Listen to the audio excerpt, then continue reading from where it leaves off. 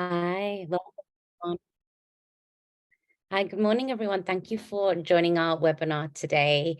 Just a few quick housekeeping rules before I do our introductions. The webinar is going to be recorded, and any questions we're going to be leaving till the end. So there's a chat function and there's a Q&A. If you have any questions, please put it in the Q&A because it will be easier to track, and then we can go through as many as we can, and we'll do our best to answer them at the end. So just try to avoid using the chat function for questions, but we will try to monitor the chat throughout. So thank you for everyone here who's joined us today. So as part of Denim Day, which is an international campaign raising awareness of sexual assault and part of Sexual Assault Awareness Month in April, Sanctuary for Families, we've put together this webinar on sexual assault and just a chance to provide some more information on some of the services that Sanctuary offer as well. The insights that are provided by this panel will be ones that are discussed less frequently when talking about the issue of sexual assault. So often many people may associate a sexual assault with strangers or as this one-off incident, but the majority of perpetrators are someone a survivor knows, and approximately 8 out of 10 sexual assaults, they're committed by someone known to the victim, such as the case of intimate partner sexual violence. And sexual violence in a relationship is rarely an isolated incident, so it often occurs alongside other forms of abusive behavior, such as physical or emotional abuse. So today we have a really exciting panel with us today to discuss sexual assault in the context of interpersonal partner violent relationships, domestic violent relationships, and we're all part of Sanctuary for Families, one of the leading nonprofits dedicated on work with gender-based violence issues. And so we are joined by an amazing lineup of panelists who work in this field and will hopefully provide some more information about the impact of sexual assault on our client population and some of the unique issues that they face. So just to introduce myself and the panelists, my name is Mitha Choudhury. I've always been passionate about educating people on gender-based violence issues.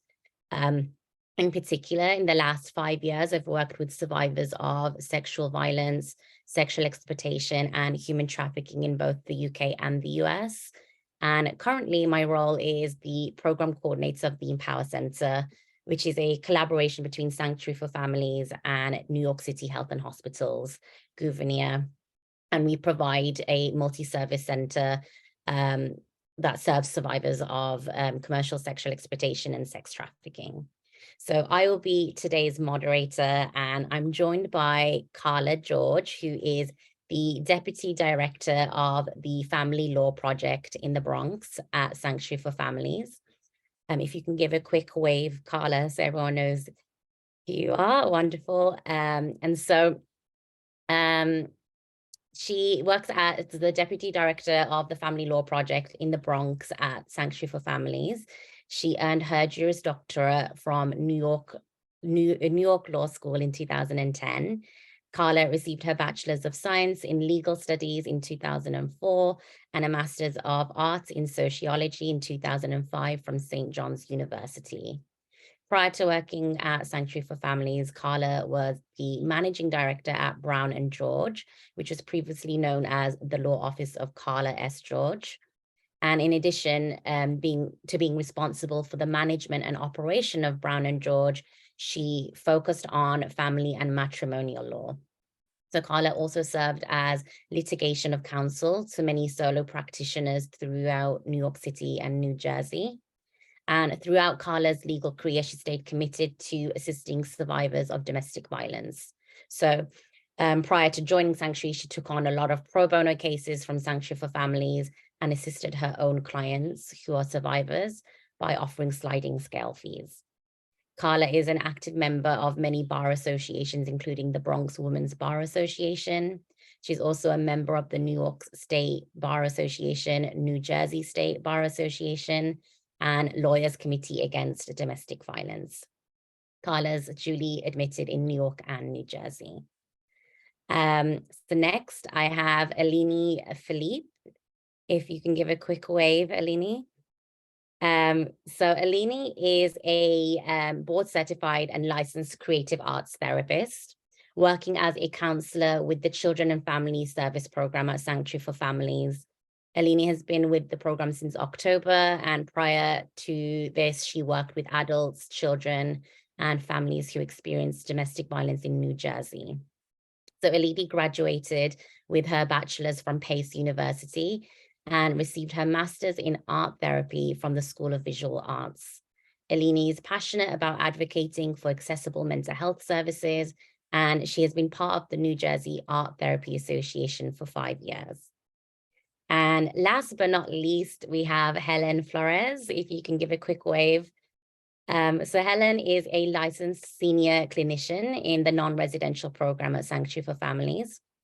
So she provides bilingual counseling services to adult survivors of gender-based violence. She has experience working with trafficking, immigrant, and undocumented clients. Helen is trained in multiple clinical interventions such as CBT, CPT, and relationship microbiological approaches to address PTSD symptoms. So that is our wonderful, wonderful lineup. And you can see we have a range of expertise here. So I'm really excited for this panel discussion. And so I'm going to dive straight into the questions. And I'd love to begin with you, Karla. Before we take a deep dive into the issues, it would be great if we could just start with an overview of Sanctuary for Families Family Law Project based at the Family Justice Center in Bronx. Who's on the team and what do you all do? Thank you for that fantastic introduction. And I also want to thank you for organizing this panel with all of these lovely panelists. And I'm so happy to be here today. This issue is really important. But to answer your question, I wouldn't do the Family Law Project justice if I didn't acknowledge the other teams within the Family Law Project. So we at Sanctuary, our Family Law Project serves all 5 boroughs, not just the Bronx. And our Family Law Project consists of different teams, which includes, excuse me, our Courtroom Advocates Project, also our Matrimonial Project, and our project that deals with Title IX cases. And so we do a lot of work throughout the 5 boroughs. Specifically on my team, we work in the Bronx, and that is our base and our client base. The Family Justice Center in general is available in all 5 boroughs. It is a walk-in center. You can literally walk in between the hours of 9 to 5, or you can call and make an appointment. The beautiful thing about the Family Justice Centers is that they are co-located in the DA's office to provide for seamless advocacy and support and representation for our clients. And Bronx, we're co-located on the same floor as the DV unit for the ADA's office, which is fantastic, like I said, for advocacy and everything else. On our team, we have first is Jennifer Friedman, and she is the director of both the Bronx and Manhattan Family Justice Center. And then there's myself, and I'm responsible for the day-to-day operations, as well as supervision of the team and representing clients. Then we have a senior staff attorney who will be joining us shortly, and that will be Alette Brown. And we have 2 staff attorneys, one which is Monica Yang, and we are filling another position. And we have 2 project assistants, and they are Falia and Ashiel. And so that entire team is responsible for maintaining the Family Law Project at the Bronx Family Justice Center.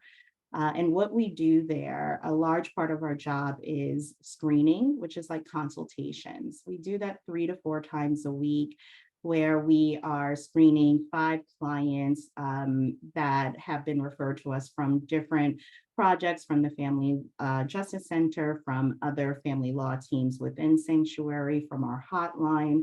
And we talk to them, we issue spots. Sometimes we do represent those clients. And if we can't represent them, we assist by doing pro se petitions, research, and consultation and guidance. So it's a lot of work, but we are happy to do it, and our clients need it. Thank you so much for that overview, Karla. And Helen, would you be able to provide an overview of the work that you do as an adult counselor at Sanctuary? Yes, good morning, everyone. And thank you, Karla and Aline, for being part of today's panel along with me. So as an adult counselor, what we do is that we provide short-term therapeutic services to survivors of gender-based violence, which usually comes through an internal referral, or it comes through our hotline, where we have people or advocates or survivors calling the hotline to gather more information. And so then what happens is that we do an intake, and at intake, we're doing an evaluation called the PCL5, which assesses for PTSD symptoms. And the goal of the evaluation is to assess how at risk one is developing PTSD. And so part of my work is to understand the 4 domains on this evaluation, share this information with the client, create goals and objectives with the clients, and support them throughout their journey. And in addition to individual counseling, which is free, we don't charge anything. We also connect them to case management services. We also connect them to legal services. A lot of our clients are in need of immigration representation or need a consultation with the Family Law Project. We have clients who are single clients, and then clients who have families, and not only here in New York, but they might have family members abroad. So we do work on reunification cases as well. That sounds wonderful. Thank you, Helen. And my next question is for Aline. So I know that you offer counseling as well, but within the children and family program. So could you tell us a bit about what that looks like within this program and how you tailor services to your clients? Sure. Hi, everyone. Thank you for having me, and I'm happy to be here with Helen and Karla as well. So our program is very similar to the adult program that Helen spoke about as well. So we provide short-term counseling services to children and families. My team directly is located within the Manhattan office, but we also have children and family counselors located within some of the FJCs as well. And similarly to what Helen shared, our program is short term. We work directly with folks who are 5 to 21 or 25. So correct me if I'm wrong on that one, but we also we can meet some of the kids in person. Some of them we meet online. So we meet with them virtually and video, very similar to Zoom. And we create spaces where children who have been exposed to domestic violence or intimate partner violence, children who have experienced violence themselves, have experienced sexual abuse or sexual assaults, or other forms of gender-based violence as well. And so, we try to meet the clients where they're at and be able to meet some of the children's needs. Working with a 5-year-old is very different than working with an 18-year-old. Needs are different. Development is very different. Interests are obviously very different as well. And so we work together as well with the other programs within Sanctuary for Families, for example, with Helen and with Karla, depending on the family's needs. A lot of the children that we work with, some of their parents are also involved with programs within the agency. So like case management, adult counseling, other legal services, as well as other programs around the agency. And yeah, that's a little bit of what we do. Amazing. Thank you for that overview. And thank you to Karla, Aline, and Helen for that wonderful overview of all their services. And I think it really highlights that we have on this panel, a range of different perspectives that we can provide on this issue from each of your programs. And that's why I'm just so excited to have each and every one of you on this panel together. So now that we've got the overview of the programs that you will work for, let's go into the nuances of sexual assault within your line of work. So within, an IPV or a DV relationship. So This is a question that I would love each and every one of you to answer because of the different perspectives and different programs you work for. If you could all take turns answering how sexual assault intersects with your work and the client population that you work with. Anyone can go first, or, Karla, would you be willing to go first? Sure, no problem. You know, this question, I thought about it, and I hesitate to answer because we see a lot of it. And like you mentioned earlier, usually it is in someone they know when it's a sexual assault. And in my work, usually it is the intimate partner, the husband or the partner. And the issues that we run into is that we serve a very large immigration population in the Bronx. And that tends to mean that a lot of the abusers bring their partners from other countries, and now they're here. And they're here without a support system. And sometimes they don't speak the language and they don't know their rights. And so when this is happening, they don't know that it's not okay. And that's the first hurdle that we have to cross. Then we have to get the information out to them, and let them know that we're here to help, whether you speak the language, whether you are documented or not, we are here to help. So we just run into the problem of trust and information, letting them know that this is wrong. And then we decide which route we're going to take. And that's kind of the holistic approach of Sanctuary and the Family Justice Centers. We can file for an order of protection. We can help remove the partner and the children from the home by putting them in shelter. We can also help them file a criminal complaint with the officers at the Family Justice Center. And all of those are really serious things, and especially filing a criminal complaint, because if the abuser goes to jail, then there's other things that they have to worry about. Who's going to pay the rent? Who's going to help them and support them through their day-to-day activities if they don't know where to go, if they don't speak the language? So I would say criminal complaint is the hardest thing to do, but orders of protection usually is what we file, and that way, if they're successful, the abuser is removed from the home and they no longer have to endure that. So we try to create that safe space for them to disclose what's happening, and then we'll see what options we can take. Thank you, Karla. Aline or Helen, would you be able to just comment on how sexual assault intersects with the work that you do? You go, Helen. I go, okay.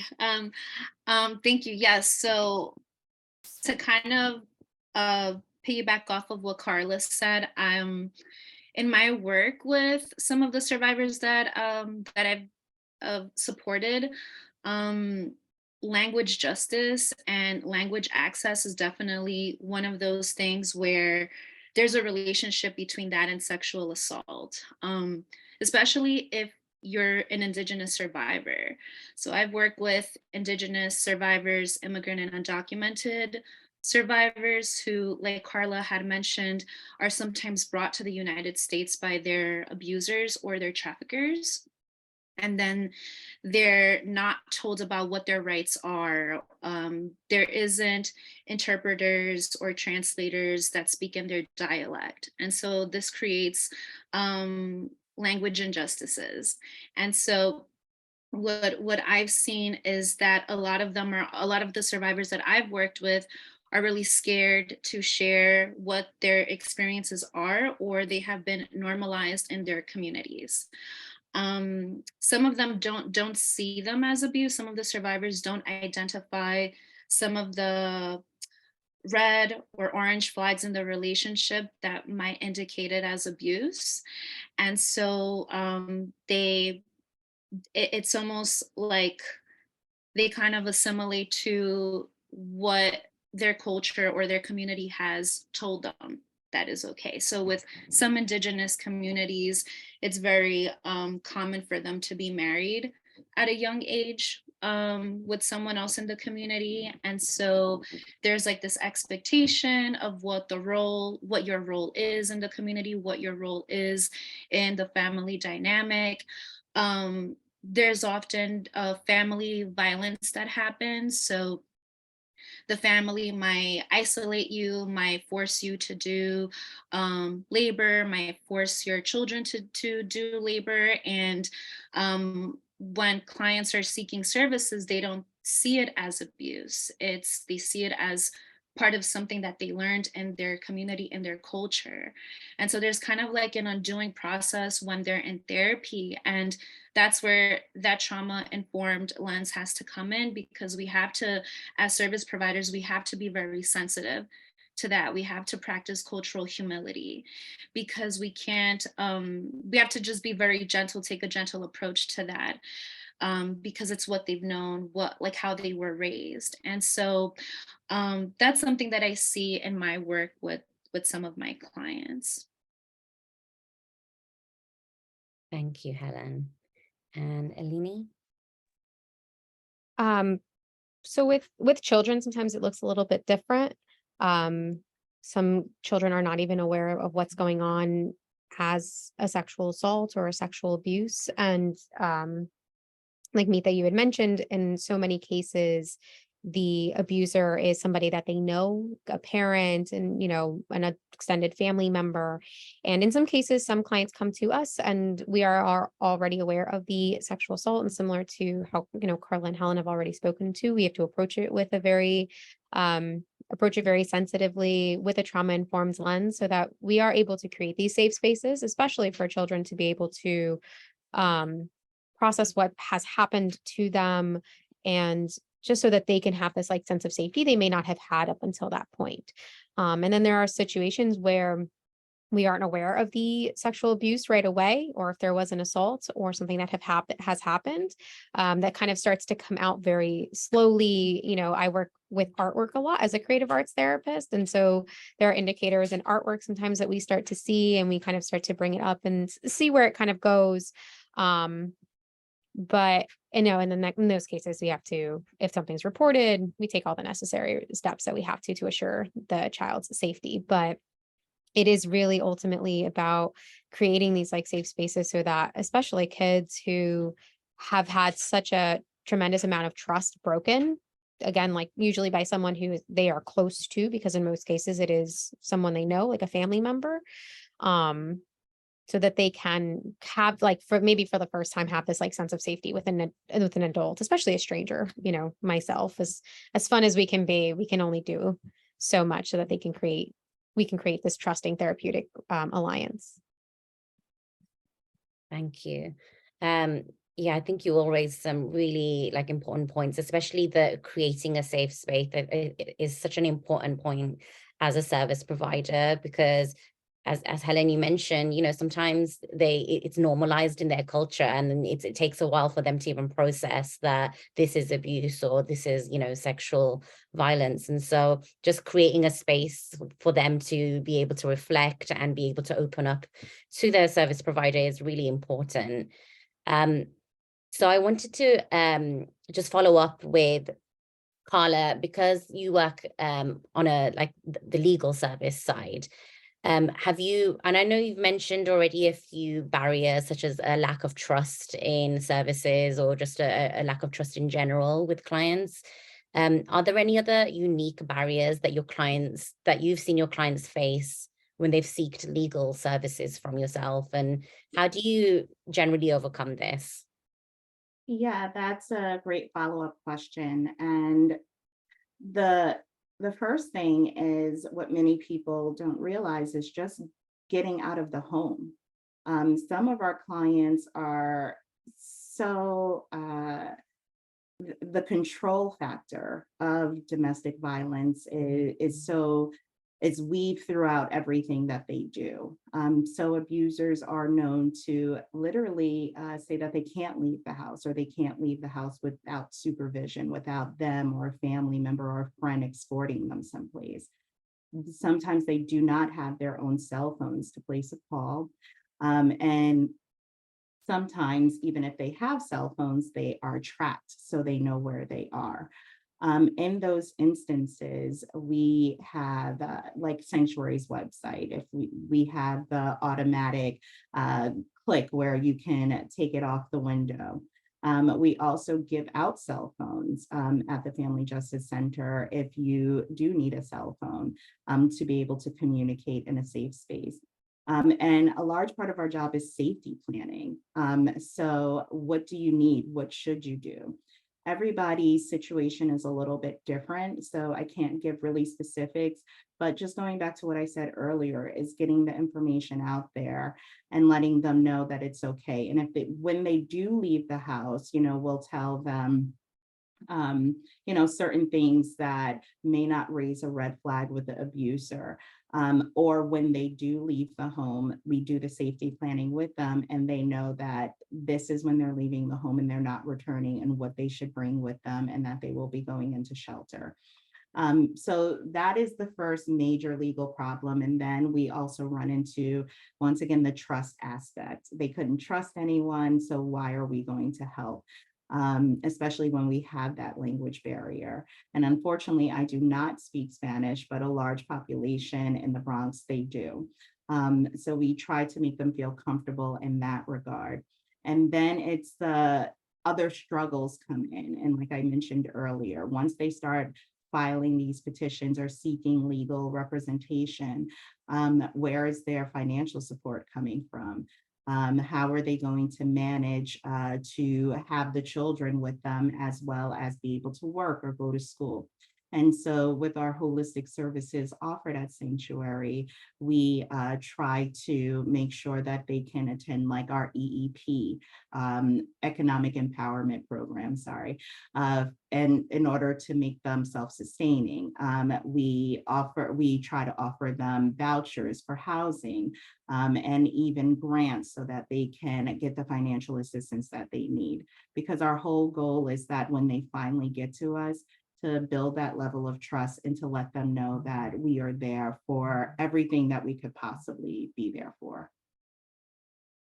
Thank you, Karla. And I think, yeah, the holistic approach, because we need to cover all bases. You mentioned a lot of, like, when we think about, a survivor of sexual assault, we almost think of like the emotional side, but there's also a lot of practical elements when they're in a DV relationship, when they're attached to, the abuser, of just simply finances and being able to have the resources to leave that situation. So that's a really important barrier that we need to recognize.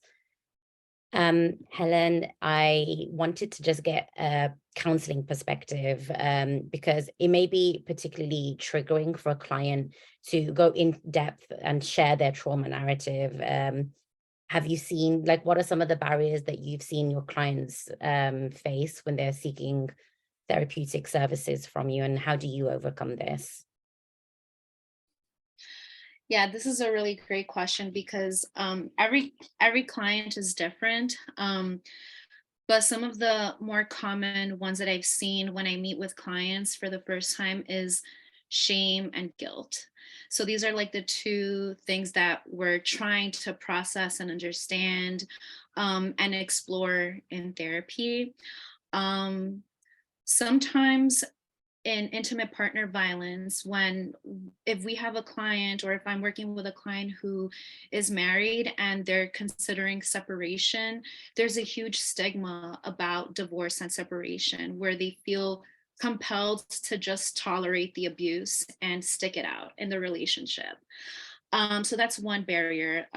Family shame, how they're going to be perceived by their families. And so part of my job is to, in a very gentle, like trauma-informed approach, is to challenge that in therapy, try to provide them with a lot of psychoeducation to validate that there's a lot of barriers to leaving or exiting a relationship. Maybe it was normalized through generational traumas that our clients may have experienced. And so again, it's part of like that undoing, rewiring process of how we understand those relationships So it's a lot of challenging, it's a lot of validation, a lot of psychoeducation, a lot of grounding.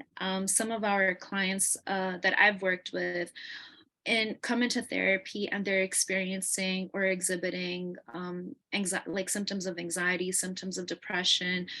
Some clients even experience panic attacks. And we get some of that information during the intake process, and the clinicians are able to, when we're asking these questions, that allows us to weave some of that information into our treatment so that we're sensitive, and we support them if that ever comes into our individual sessions. Another barrier that I've experienced is the lack of trust, which is something that Karla, and I'm not sure, Aline, if this is also your experience, but the constant betrayal of systems that our clients experience might lead them to distrust their therapist or their attorney. And so again, it's part of like that psychoeducation, part of also like challenging them, thinking differently, coming up with different alternatives of thought, because they might be so fixed into the way service providers work, or they might assume that every service provider is the same. So that therapeutic alliance, the building of that therapeutic alliance does take time. It doesn't happen immediately. And I think that that's a barrier too, because we're trying to gain their trust. One thing that I like to do is be transparent about trauma recovery and let them know that you're constantly learning how to recover. You're not going to be, you might not be okay tomorrow, but you might be okay the next day. You might re-experience the trauma, and it's okay. It's a constant relearning of how can you cope with this, because there's no final destination to recovery. Thank you, Helen. And yeah, I always say like the healing journey, it's never linear. And so that's something that I always like to tell clients that, it's normal to experience highs and lows. And that's like a perfectly normal response for your healing journey. And so it's important that clients are educated and know that that's something that it's not unique to them, that, that they're experiencing this, and that, why aren't they, constantly improving, because that's not how life works. But thank you, just for providing that overview and really just giving a better idea of some of the barriers that our clients face. And we mentioned a lot of different techniques used, and different like trauma informed processes, which I think is really important, being very holistic at Sanctuary. And so I would love to just talk a bit more about best practices and how we can provide a better service. And so Aline, I wanted to ask, because in your area of work, sexual assault, it can be particularly difficult for children and teens to process, especially when it's at the hands of someone that they know. And we've mentioned here earlier as well, just creating that safe space. How do you create that safe space for disclosure of sexual assault? Do you usually know when they come to you, or does it happen like during counseling sessions? Like, what's the ideal safe situation that's created for them to be able to disclose that?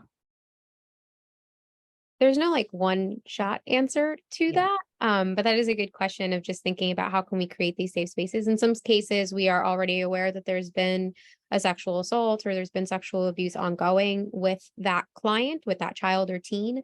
And in some cases it comes out like I didn't know, maybe the parent didn't know. But it's about kind of building enough trust that there's this like safe person that they can disclose something that happened to them. Like both Helen and Karla have already mentioned, even with kids, I've worked with kids as young as 5 who have trouble trusting these systems, these strangers, because they've disclosed something and then strangers show up at their house and they're asking questions and it's uncomfortable. And they're kind of already aware of these systems that are in place. In the event, for example, if dad is the abuser, well, now dad's going to find out and he's going to take it out on me and things are going to get worse for me. And, that cycle kind of continues. And even kids kind of start to get distrust with these systems as well. So in some cases, I always try to be very transparent with them right from the start of, everything that we share is between us, but and sometimes if you're hurt or in danger, we have to talk to somebody about it because your safety is the most important thing. And some kids really get it, and some kids have a really hard time with that, and that's okay. It is hard sometimes to trust these systems. They can be very invasive. They can take up a lot of space in families' homes. They ask a lot of questions. And in some cases, like, yes, absolutely, those questions are important. We want to make sure that children are being safe, that teens are safe, that the youth are okay, but they can also be very invasive. It's a stranger coming into your home, right? I have had cases where I have done nothing but like made bracelets for months because that's how you kind of break that guard down with a client. And that's how you kind of get them to kind of start to gain trust with you. And sometimes it's just that sort of almost, it feels very aimless and it feels like, oh, I'm not getting anywhere. I'm not doing anything, but all you're doing is just creating a space where they feel in control and they feel like, okay, I control the space is mine and I get to control what I say or what I do or what I share. And when I'm ready, it'll come out. And it does. Eventually, kind of they break down enough that it does come out somehow. It's unfortunate. And my role as like therapist with kids is like to maintain my composure, make sure that I'm feeling like I can ground them in that moment as well. And then teach them like safety and safe boundaries because they're learning relationships, right? We want to make sure kids know what safe boundaries look like, what safe relationships look like. So sometimes even including some of that like psychoeducation into their treatment as well, so that they learn, hey, you have a right to your own privacy. You have a right to your body. You have a right to say no. You can no is a full sentence. Teaching those things to kids and making sure they're practicing in spaces from everywhere from, hey, do you want to play? No, I don't, to, hey, can I give you a hug? No, you can't, right? Practicing even those like boundaries as well. So it is a lot about just breaking down sometimes these very, very, very tough walls, being very patient and meeting them where they're at as much as we can.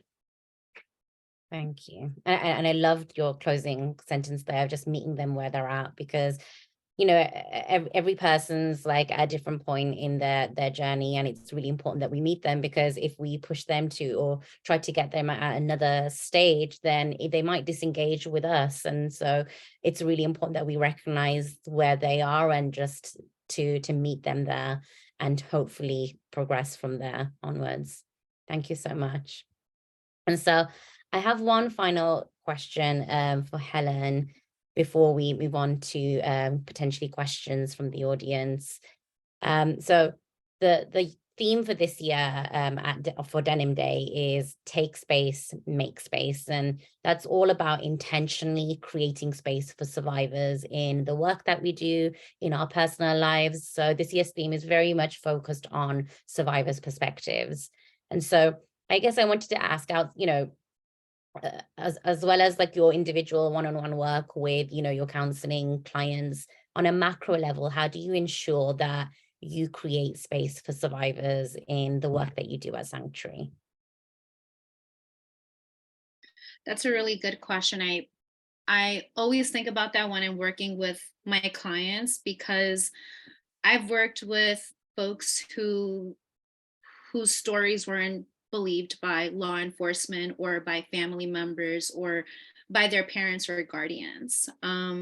I've worked with clients who they've experienced family abuse and then intimate partner violence, and where those behaviors, to kind of go off of what Aline had mentioned earlier, where their children are witnesses to the abuse, and children don't know any better, but these behaviors might be reenacted, and the caregiver might experience some form of abuse by the children because of what they have experienced in the home. So one thing that I try to practice is acknowledging that every client's healing process and experience is very different.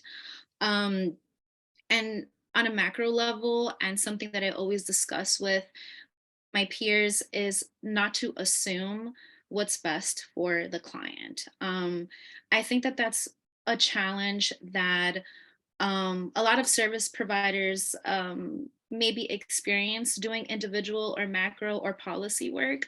For me, I try to practice this because my definition of safety may not be what works best for the client. And so it's my responsibility to meet them where they're at. Like Aline and other clinicians do, meeting your clients where they're at to gain that trust. In those situations where my intuition is telling me, gosh, like this client is at risk, this client is in a very dangerous situation, this client lives with their perpetrator, their abuser, we explore the safety, we address the safety, and we say, okay, does A work for you? Does B work with you? Using harm reduction approaches, but never assuming that we know what's best. Because if I tell my client you need to file a criminal order of protection, their safety might be at risk. And so I've had situations where it's very tricky, where they regret it after doing it.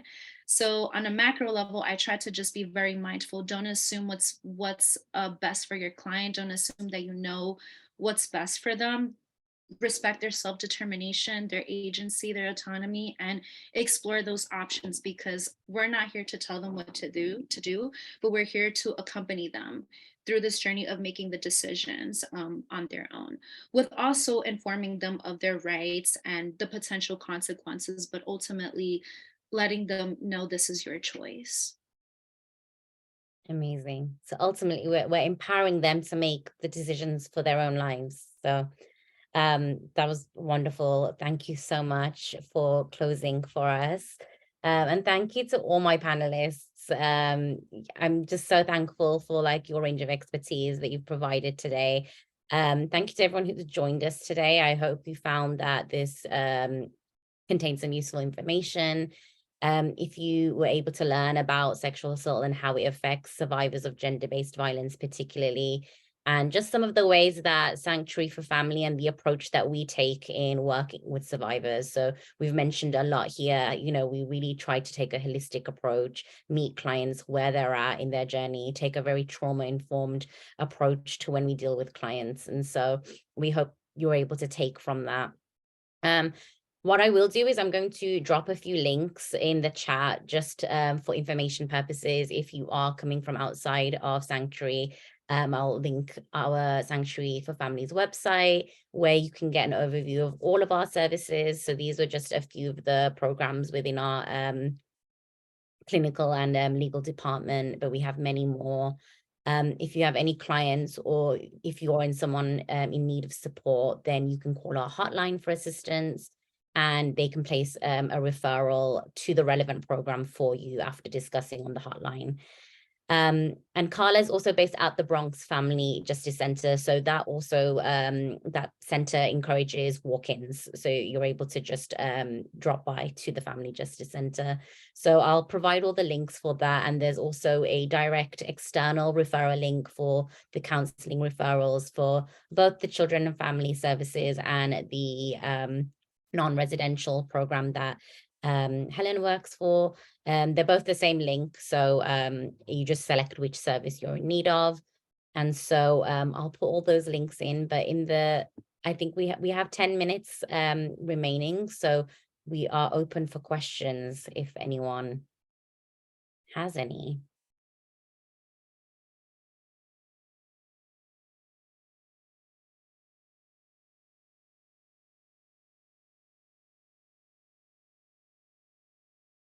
Thank you so much for the feedback in the chat. Does anyone have any questions at all for Karla, Aline, or Helen, or even myself?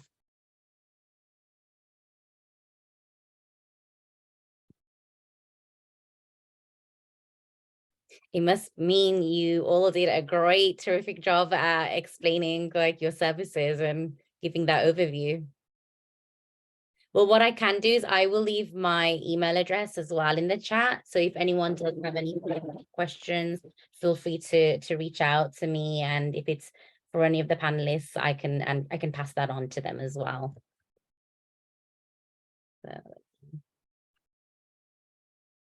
So that's my email address.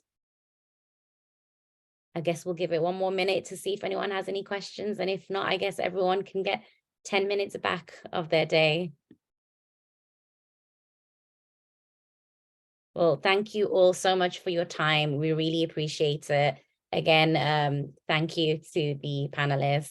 Thank you for being here with me today. And yeah, do let us know if you have any questions. And thank you for organizing this and, coming up with the questions. We really appreciate you, Mitha. Thank you. I really appreciate it. Thank you. It was my pleasure. All right, take care, everyone.